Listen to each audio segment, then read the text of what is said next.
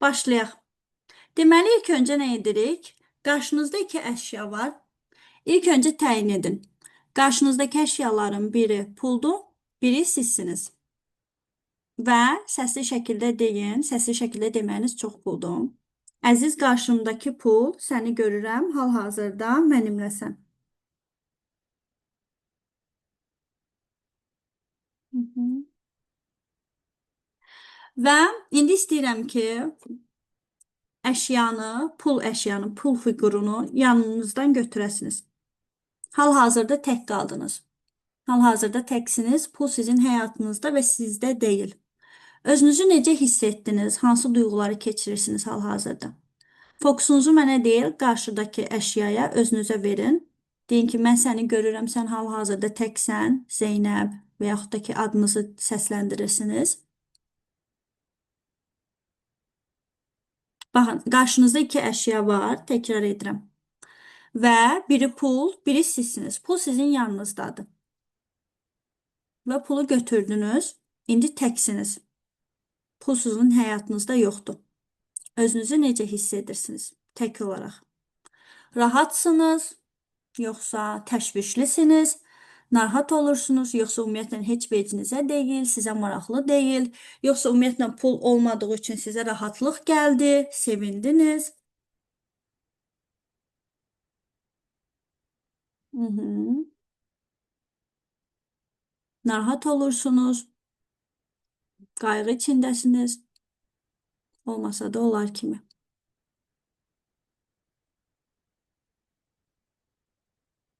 Baxın, pulun sizin həyatınızda olması sizin ananızla olan münasibətinizin birbaşa təsviridir.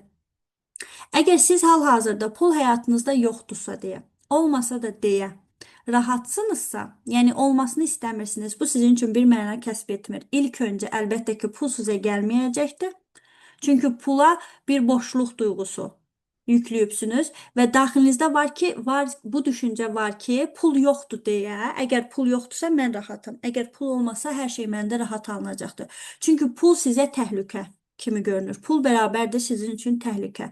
Nəyə görə? Çünki uşaqlıqda ananız tərəfindən çox sıxıldığınız anlar olub, çox stresli, onunla yaxınlıq qurduqda, onun sevgisindən daha çox bezmək duyğusu olub deyə hal-hazırda bunu pula yükləmisiniz.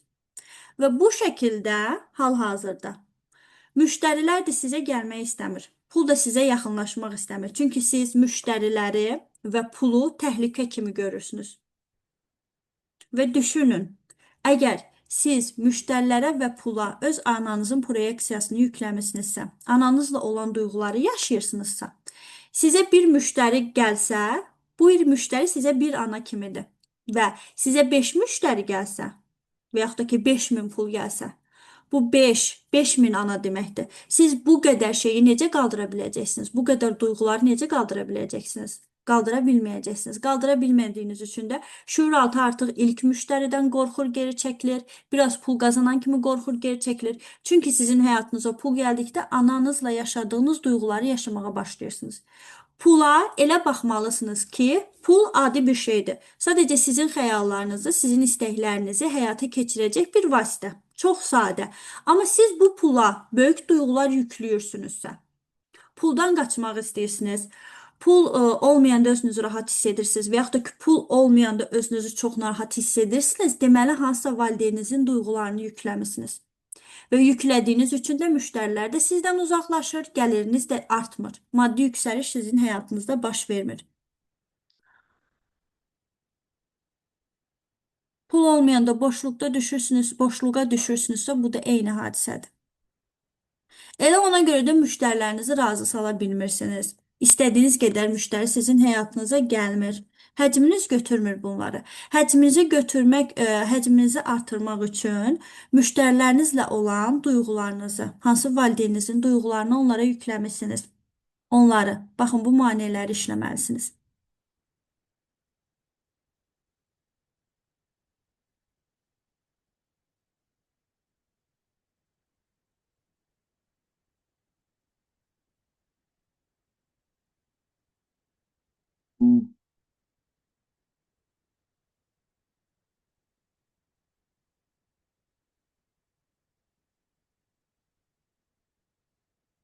Burada reylerde de bir çox şeyləri oxuya bilərsiniz. Avtomatik hər bir şey görünür sizin həyatınızda.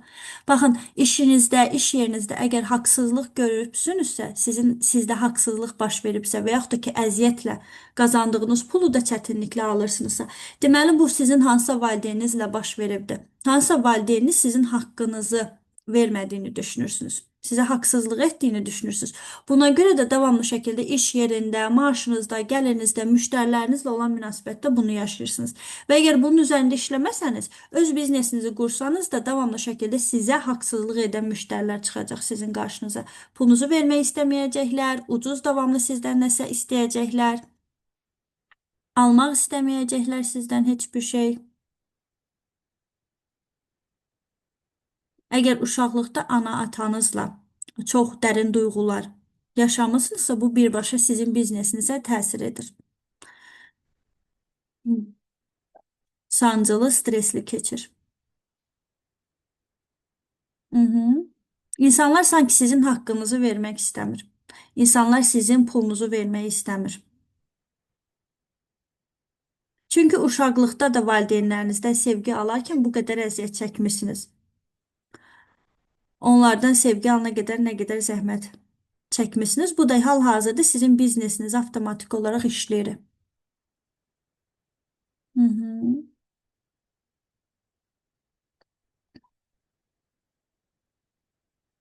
Çalışın vacib suallara cavab verin. Digərlərini də nəzərə alacağım.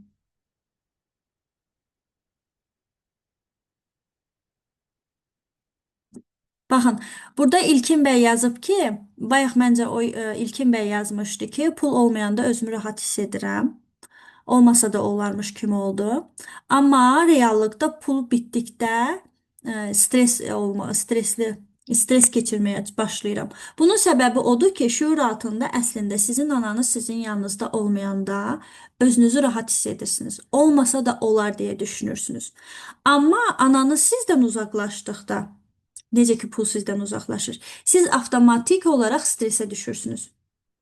Bu real şəkildə baş vermir və bu hal-hazırda düşünə bilərsiniz ki, mənim anamla münasibətim belədir, hal-hazırda elədir, bizim münasibətimiz yaxşıdır və yaxud da ki, pisdir, hal-hazırda mən ondan asılı deyiləm və s. Şuur altından söhbət gedir. Şuur altında əgər siz pula ananızın proyeksiyasını yükləmisiniz və düşünürsünüz ki, o həyatınızdan çıxdısa, yəni pul sizin həyatınızdan çıxdısa, avtomatik olaraq siz stres keçirməyə başlayırsınız. Çünki düşünürsünüz ki, ananız sizdən uzaqlaşdı və yenidən onu qazanmaq üçün əziyyət çəkirsiniz. Yenidən onu qazanmaq üçün nələrsə edirsiniz, narahatçılıq keçirirsiniz. Əgər xərcləyəndə pis olursunuzsa, deməli sizin itirmə qorxunuz var.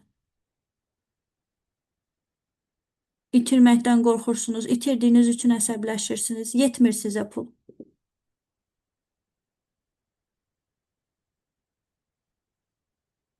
Hı hı. Fərqi yoxdur, siz ana-atanızın yanında yaşayıbsınız, nənə-babanızın yanında yaşayıbsınız, uşaqlıqda hansı duyğuları keçiribsinizsə, yanınızda sizə baxan insanlar tərəfindən və əlbəttə ki, öz həqiqi ana-atanızın duyğuları da sizə DNK vasitəsilə keçir, qan vasitəsilə keçir. O duyğular və nənə-babanızdan gördüyünüz duyğular hamısı sizə yüklənir. Amma sizin daxilinizdə sadəcə ana və ata fiquru var. Yəni ki, ya proyeksiyanı ataya edirsiniz, yaxşı qazana bilmirsinizsə, ya anaya qarşı edirsiniz. Ona görə də gəliriniz istədiyiniz kimi olmur. Onlarla yaşadığınız duyğulardır. Hı hı. Bunları necə edə bilərik beynimizdən çıxsın? Bunları beynimizdən çıxartmırıq. Çünki dediyim kimi bizim daxilimizdə ana və ata fiquru var. Sadəcə olaraq şuur altımızda onlarla olan münasibəti texnikalar vasitəsilə, təlimlər vasitəsilə dəyişdiririk. Mentorluqda bunları edirik, sessiyalar vasitəsilə. Bayaq dediyim kimi necə əziyyəti çıxartdıq, yerinə rahatlıq və istirahət qoyduq. İndi də məsələn təşvişi, stresi çıxardırıq, yerinə rahatlıq qoyuruq, həzz qoyuruq və yaxud da ki, günahkarlığı çıxardırıq, daha yaxşı bir duyğu gətiririk, yüksək emosiyalar, ayıb utanc duyğusunu götürürük, başqa bir şey. Sevgi acılığını çıxardırıq, doyumu yerinə qoyuruq, dəyişdiririk. Şuur altımızı birbaşa özümüz istədiyimiz kimi proqramlayırıq, hal-hazırki zamana uyğun və daha sonra daha rahat qazanmağa başlayırıq. Hı hı. Baxın, Özümüz özümüzə heç bir şey edə bilmərik. Bəli, bizim həyatımızda inkişaf gedə bilər. Nəsə nəticə ola bilər. İndi mən sizə bundan danışmaq istəyirəm. Biz əgər öz proqramlarımızın, aşağı duyğularımızın üzərində işləmiriksə, bu bizə necə nəticə verir? Biz ya bunu real şəkildə yaşayırıq, bundan bir dərs alıb o cür keçirik, ya da ki, rahat bir şəkildə sessiyaya qoşuluq, mentorluqda texnikalar vasitəsilə 1-2 saat içində həll edirik, strategiya qurub yolumuza davam edirik.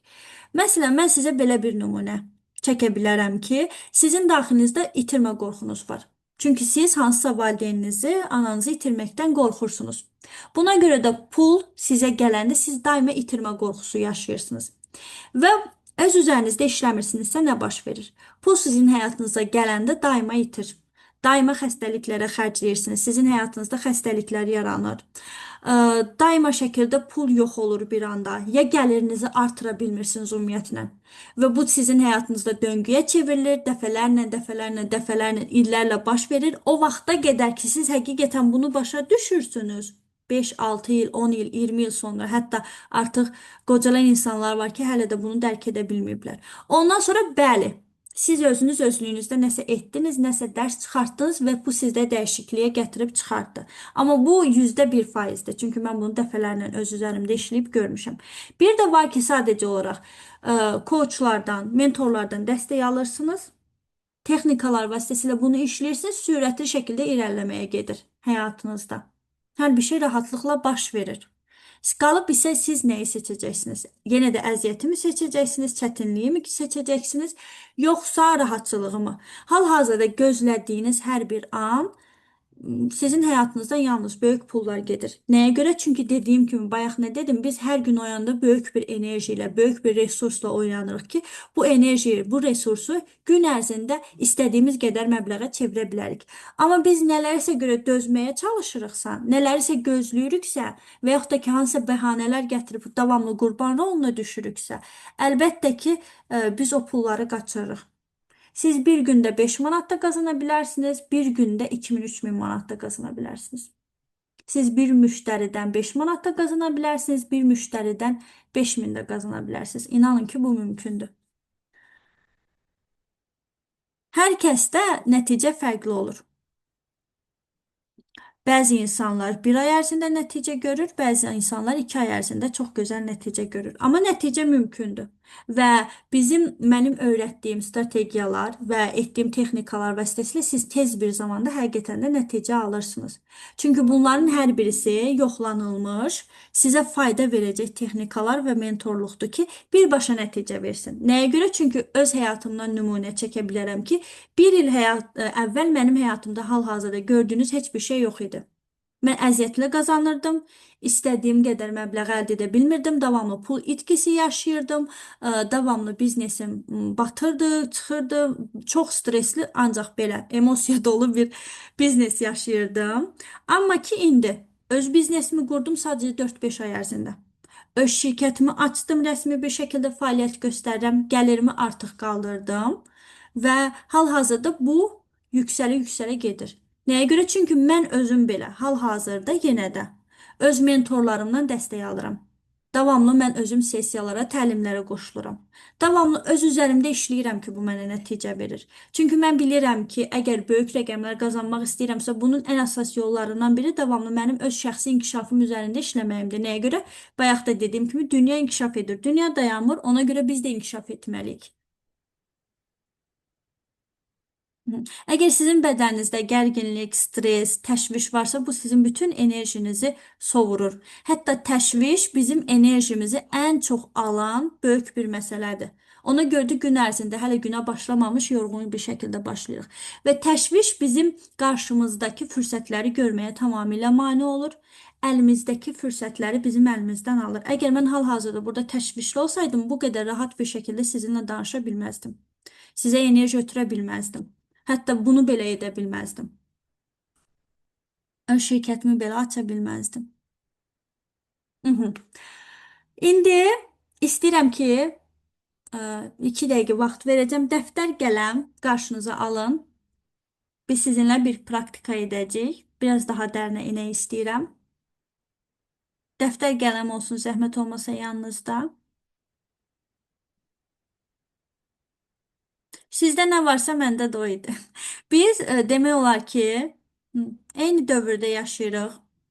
Eyni proqramları keçmişik. Bütün ailələrdə biz əvvəldən nə görmüşük? Bütün ailələrdə əziyyət proqramı var. Bütün ailələrdə təşviş, stres, dava, narahatçılıq, uğursuz işlər, uğursuz bizneslər, münasibətlərdə çətinliklər. Heç bir fərqim yoxdur. Çox kiçik bir kənddə doğulmuşam. Ə, Mənim ailəmin gözəl bir gəliri olmayıb, yaxşı bir gəliri olmayıbdı. Davamlı şəkildə qıtlıq bilincində yaşamışam, davamlı şəkildə əziyyət çəkmişik ailə olaraq. Ailə qurduqdan sonra da, hal-hazırda ailəliyəm, 3 övladım var. Ailə qurduqdan sonra da davamlı bu mənim həyatımda baş veribdi. Eyni şeylərdir, fərqli bir şeylər yoxdur. Hər birimizin fərqli proqramlarımız var. Mhm. İndi istəyirəm ki, bayaq pul fiqurunu götürmüşdünüz, onu geri yerinə qoyursunuz və deyirsiniz səsli şəkildə. Əziz pul, hal-hazırda səni görürəm və sənə qarşı hiss edirəm. İndi düşünün ki, pula bir məktub yazırsınız. Nə yazardınız? Və 4-5 cümlə ilə pula qarşı nə hiss etdiyinizi, o sizin yanınızda olanda özünüzü necə hiss edirsiniz, olmayanda özünüzü necə hiss edirsiniz, pulu nəyə görə çox istəyirsiniz, çox arzuluyursunuz, yazırsınız hər birisini.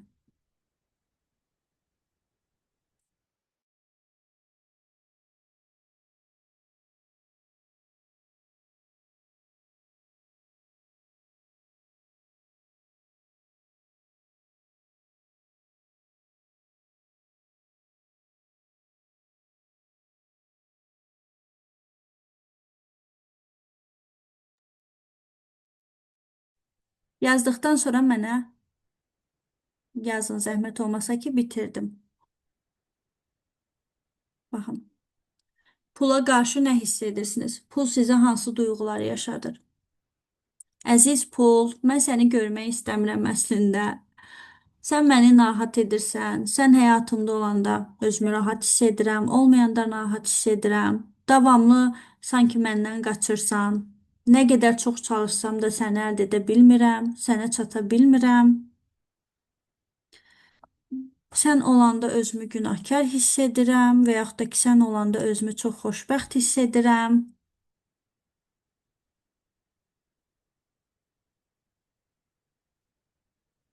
Hı -hı. Pula bir məktub yazırsınız. Pula qarşı hansı duyğuları yaşayırsınız? Pul olanda özünüzü necə hiss edirsiniz? Burada da yaza bilərsiniz rəylərdə. Mən sizə daha çox duyğularınızı tapmaqda köməklik edə bilərəm.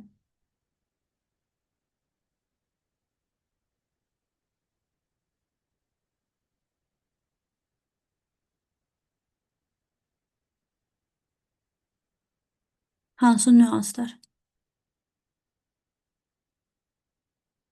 Bitirdikdə deyin zəhmət olmasa. Biz davam edək.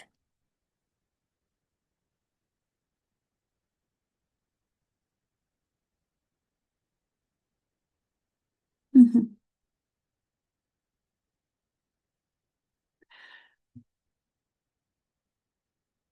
İndi istəyirəm ki, yazdığınız məktuba baxasınız və yaxud da ki, əgər düşünübsünüzsə bir daha analiz edərsiniz. Hı hı. Və deyəsiniz səsli şəkildə. Bu pul, pula yazdığınız duyğular. Əgər bu pul olmasaydı, bu duyğuları hansı valideyninizə qarşı yaşayardınız? Bu sizin hansı valideyniniz olardı? Yəni ki, bu məktubu pula yazmasaydınız, hansı valideyninizə yazardınız? Bu hissləri hansı valideyninizə qarşı keçirirsiniz? Orada bayaq dediyim kimi, əziz pul səni görürəm, onun üzərinə xətt çəkirsiniz, onun yerinə ya ana, ya ata. Hansı valideyninizə qarşı hiss edirsiniz bunu?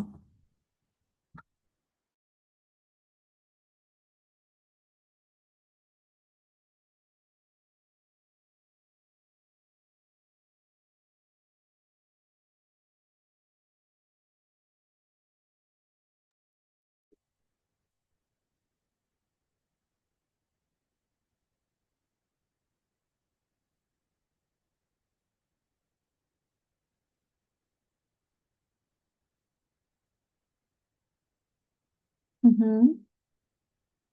Ananıza qarşı. İndi səsli şəkildə məktubu bir daha oxuyun. Əziz ana, mən səni görürəm.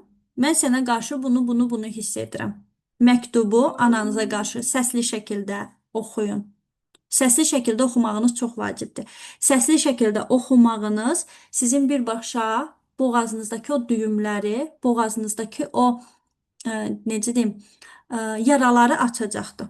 Siz səsli şəkildə dedikdə şuuraltı avtomatik olaraq hərəkətə keçir və şuur altında duyğular boşalır. Yenidən ora özünüzü rahat bir şəkildə proqramlaya bilirsiniz. Əziz ana, əslində sən mənim həyatımda olmayanda mən özümü rahat hiss edirəm. Və yaxud da ki, sən olmayanda mən çox stresli, təşvişli oluram. Səsli şəkildə deməyiniz sizi bir çox xəstəliklərdən də uzaqlaşdırır. Baxın, nəyə görə bir çox insanlarda boğaz ağrıları və yaxud da ki, zob kimi problemlər var və yaxud da ki, digər problemlər.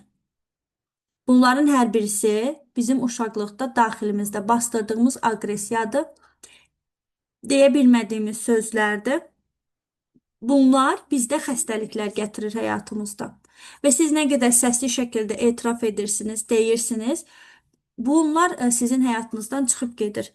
Artıq mən keçən dəfə bir müştərimlə sessiyada idik. Biz onunla texnika edirdik. Texnika zamanı o səsli şəkildə artıq bir çox şeylər deməyə başladıktan sonra o bir anda mənə artıq dedi ki, mənim burada boğazımda sanki nəsə düyüm var idi, zob. Onu mən itirdim. Elə həmin texnika vaxtı da o sanki yox oldu. Bütün bunlar mümkündür. Bizim həyatımızda nə baş verirsə, hər bir şey əslində psixoloji səbəblərə görə baş verir. Və bunları da həll etmək həqiqətən də çox rahatdır. Sadəcə texnikalar vasitəsilə. Texnikalar vasitəsilə xəstəliklərdən də bir çox bilinən xəstəliklərdən də rahat bir şəkildə ayrıla bilirsiniz, gəlirinizi də artıra bilirsiniz, maddi yüksəlişiniz də çoxalır, çox rahatlıqla kvant sırayışda yaşaya bilirsiniz, biznes qura bilərsiniz, şirkət qura bilərsiniz. Bu dünyaya boş yerə gəlməyibsiniz ümumiyyətlə. Sizin elə belə potensialınız yoxdur. Və yaxud da ki, sadəcə gəlib 3 rəqəmli gəlir qazanmaq üçün, 4 rəqəmli gəlir qazanmaq üçün gəlməmisiniz. Sizin potensialınız sizə 7-8 rəqəmli belə gəlirlər qazandıra bilər. Çünki o qədər çox potensialınız var. Nə qədər potensialınızı açsanız, nə qədər enerjinizi düzgün şəkildə istifadə etsəniz, keçmişə, gələcəyə, başqalarına sərf etmədən, o qədər qazancınızı artıra bilərsiniz. Münasibətlərinizdə də daha yaxşı münasibət qura bilərsiniz, işlərinizi daha irəlilədə bilərsiniz, biznesinizi böyüdə bilərsiniz, şirkət aça bilərsiniz. İndi mənə deyin görüm, səsli şəkildə etiraf etdikmi? Boğazımızdakı düyümləri çıxartdıqmı?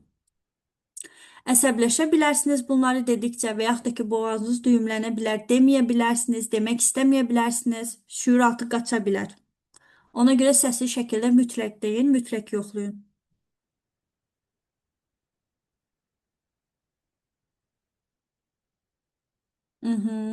Tək olanda da bu praktikanı edə bilərsiniz. İndi əsas sual. Baxın, hər şeyi gördünüz. Hər bir şey aydındır.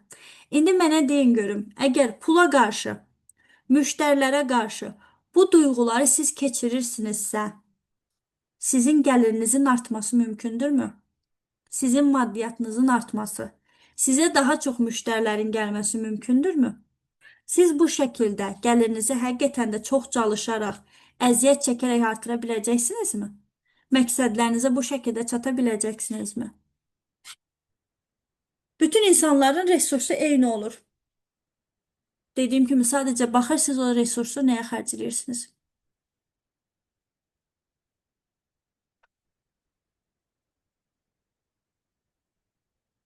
Əgər siz hisslərinizi bilmirsinizsə, nə hiss etdiyinizi bilmirsinizsə, bir, prosesdən qaçırsınız, qəbul etmək istəmirsiniz.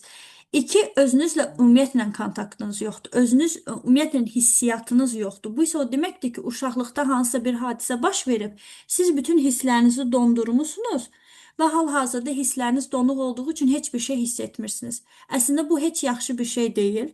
Çünki heç bir şey hiss etməyən insan əslində yaşamayan insandır. Hal-hazırda bu o deməkdir ki, yaşamırsınız, heç nə hiss etmirsiniz.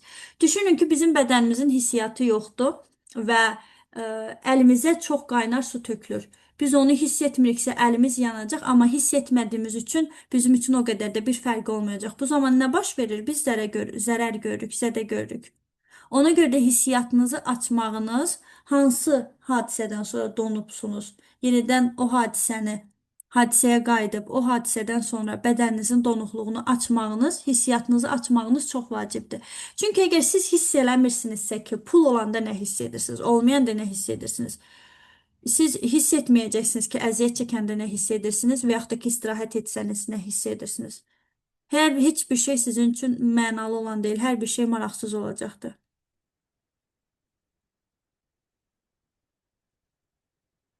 Bütün aşağı emosiyalar, aşağı duyğular avtomatik olaraq sizin resursunuzu tükədir. Əsasən də dözüm duyğusu.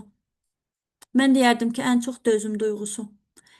Əgər həyatınızda dözdüyünüz bir şey belə varsa, hal-hazırda bütün enerjinizi aparır o sizin. Çünki biz nələrsə dözərək özümüzə xəyanət edirik. Dözüm o nə deməkdir? Dözüm nə deməkdir? Dözüm o deməkdir ki, sən hələ gözlə, biz hələ buna dözək, sən hələ buna dözməlisən, özümüzə qarşı deyirik. Biz hələ buna dözməliyik, nə vaxtsa ki, bu dəyişiləcək deyə. Və yaxud da ki, heç vaxt dəyişməyəcək, sadəcə buna dözməliyik. Yəni ki, özümüzə xəyanət edirik, özümüzü stoplayırıq. Sənə olmaz deyirik, özümüzə olmaz deyirik. Bu şəkildə necə bizim enerjimiz qalacaqdır, resursumuz qalacaqdır?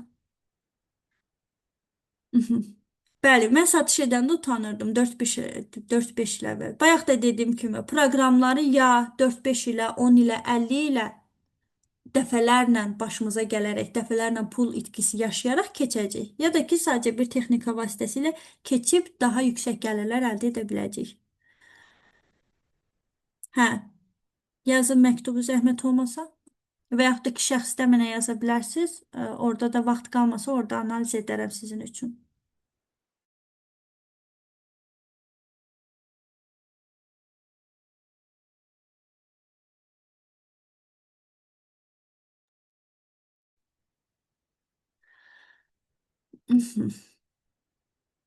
Bu şəkildə. Suallarınızı da yönləndirin mənə. 5-10 dəqiqə sonra bizim vebinarımız bitəcəkdir. Mən sizə tövsiyə edirəm ki, artıq özünüz bir çox şeyi gördünüz. Artıq gördünüz ki, sizə nələr mane olur və bundan sonra da nə mane olacaqdır. Bayaq da dediyim kimi, əgər həqiqətən real şəkildə yaxşı gəlirlər qazanmaq istəyirsinizsə, bu duyğuların üzərində mütləq işləməlisiniz. İşləməsəniz heç bir nəticə verməyəcəkdir. Əgər gec qoşulubsunuzsa, məncə kayıt olacaq, qrupa göndərəcəm, oradan baxa bilərsiniz. Yavaş-yavaş sonlanır çünki webinarımız.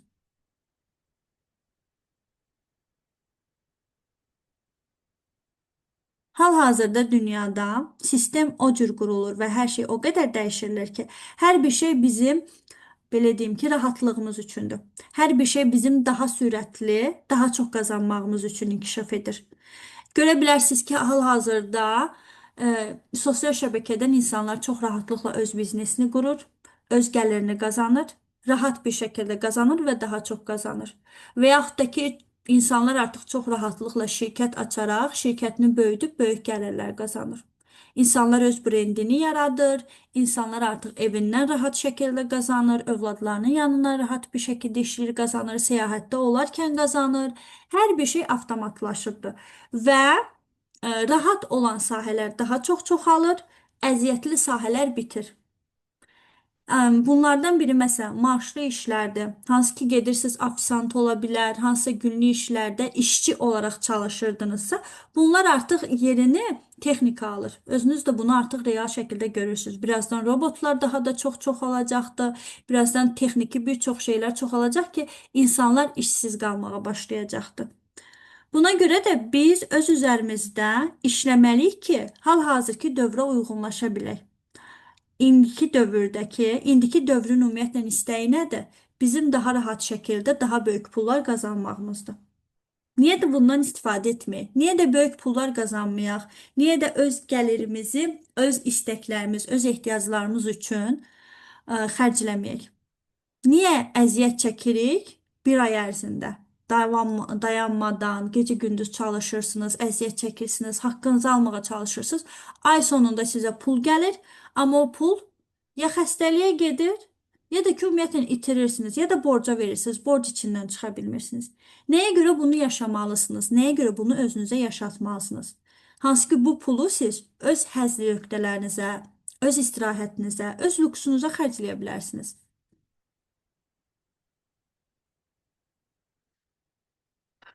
Hı.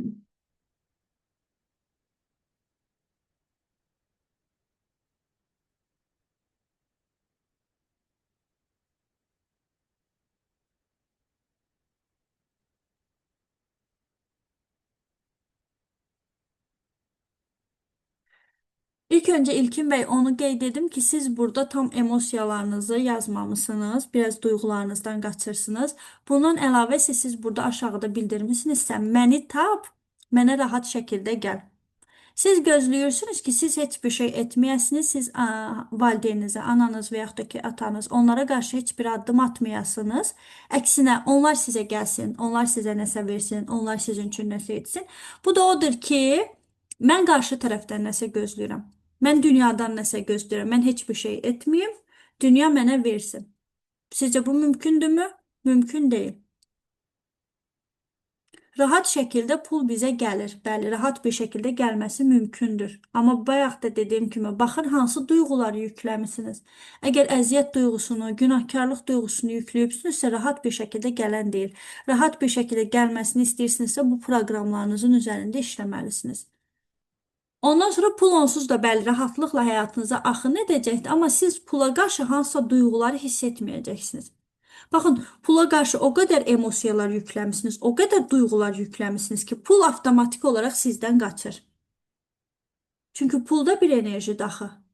Bir şeyə əgər çox yüklənirsinizsə, bir şeyə əgər çox doldurursunuzsa, məsuliyyəti özünüzdən atıb pulun üzərinə. Yəni pul adi, belə deyim də, indi əlimdə yoxdur, parçadır da, adi bir kağızdır. Bir cisimdir. Bəli, enerjisi böyükdür, amma adi bir şeydir. Siz insansınız, canlı bir varlıqsınız. Siz addım edib atıb pulu götürməlisiniz. Amma addım atmaq istəmirsiniz, deyirsiniz ki, sən mənim həyatıma gəl. Sən gəl mənə doğru addım at.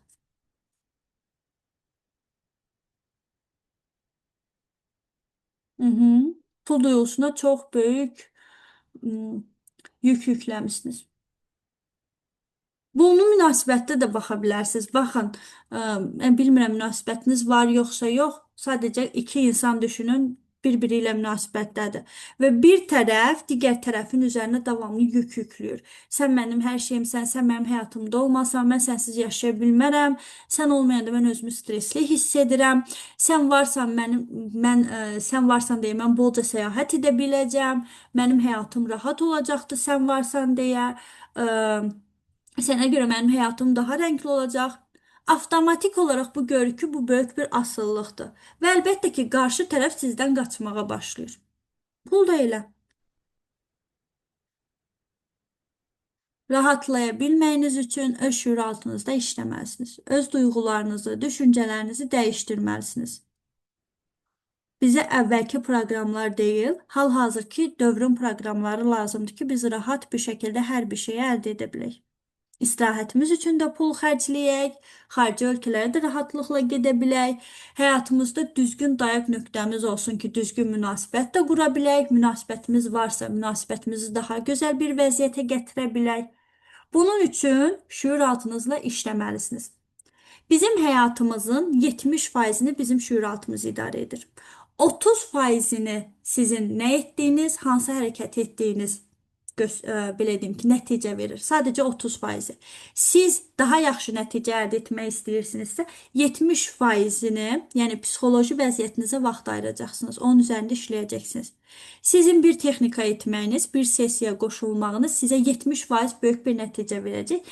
Nəinki gedib hansısa bir işdə çalışmağınız və yaxud da ki, biraz artırıb 5-6 saat əlavə çalışmağınız sizə ancaq 30%, bəzən 10%, 15% nəsə nəticə verəcəkdir. Amma siz nə edirsiniz və yaxud da ki, digər insanlar çox zaman nə edir? Öz üzərində işləmək əvəzinə Əslində şüuraltı sadəcə olaraq qaçır, qəbullanmaq istəmir. Çünki onun üçün rahatdır hal-hazırda özünü təhlükəsiz hiss etdiyi vəziyyətdə qalmaq. Çünki o qorxur üzləşməklə. Buna görə də çox çalışaraq nəsə əldə etmək istəyir. Hı hı. Belə. Əgər vacib digər suallarınız yoxdursa, biz sonlandıraq yavaş-yavaş. Deməli, bizim Telegram kanalımıza qoşulmayanlar. Mən linki sizə göndərəcəm birazdan qrupda. Bizim Telegram kanalımıza qoşulursunuz. Orada mən bir çox məlumatlar paylaşmışam. Kaydı da ora göndərəcəm. Məncə daha ətraflı bir daha baxsanız çox şeylər başa düşəcəksiniz. Qeydlər aparsanız hər bir şey sizin üçün daha aydın olacaqdır. Bundan sonra bizim orada bir çox yenə də podkastlarımız olacaq. Mən davamlı şəkildə çalışıram ki, ödənişsiz şəkildə sizə dəstək olmaq üçün, fayda verə bilmək üçün bir çox materiallar hazırlayım, təlimlər, videolar. Bundan sonra da əgər istək çox olsa, ödənişsiz vebinarlar etməyi düşünürəm yenə də davamlı şəkildə. Instagram səhifəmdə göndərəcəm. Orada mütləq takip göndərərsiniz. Orada da bir çox məlumatlar paylaşılır. Orada da canlı yayım etməyi düşünürəm. Əgər dediyim kimi hər şeyi rahatlıqla əldə etmək istəyirsinizsə, sizi gözləyirəm. Öz üzərinizdə işləyə bilərsiniz. Hal-hazırda ən uyğun qiymətə çox gözəl dəstək ala bilərsiniz. Ən əsası da mən qrupa bizim yenə də əziyyət proqramından çıxışın vizualını, şəklini göndərəcəm. Əgər bu proqrama qoşulmaq istəyirsinizsə, çox minimum qiymətədir. Sadəcə olaraq istəyirəm ki, öz üzərində yeni işləməyə başlamaq istəyən hər kəs qoşulsun, yararlansın. Minimum qiymətə proqrama qoşulub fayda görə bilərsiniz. Mən əminəm ki, bu ödənişsiz proqramdan, webinardan belə nə qədər həqiqətən də fayda gördünüz və nə qədər sizə dəstəklik göstərdi. İndi görün siz webinarlardan nə qədər gözəl nəticələr əldə edə biləcəksiniz. Şəxsdə başqa sualınız olsa mənə rahat bir şəkildə yazarsınız, sevə-sevə cavablandıracağam. Siz də çox sağ olun. Dediyim kimi çox xoş oldu qoşulmağınız.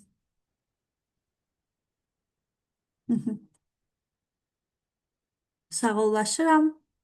Gecəniz xeyrə qalsın.